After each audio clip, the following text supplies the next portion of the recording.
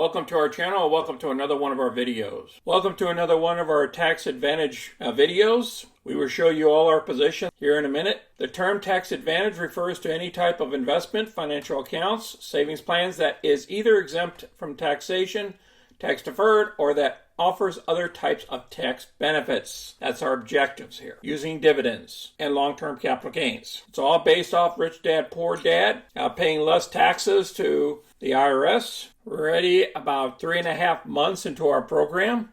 This is what we started with on 10/14. Over here on this other column you'll see is the dividend payout rate. I'll update this based off of the share price. It will fluctuate because the share prices will go up or go down based off the date that we check out our accounts. We're still on Ford Motors, 100 shares. We picked up some dividends along the way, and we're now up to 1433. JP Morgan Equity, ETF, this is JEPI. Clear a new position of $5,494. Horizon Technologies Fin Corporation, we still have 100 shares. We went from a 1,062 up to 1239. Kinder Morgan, that's our oil company, and we went from 1749 up to 18. A QYLD went from 1580 up to 1696. Verizon 3695, it went up to 4183. Now our two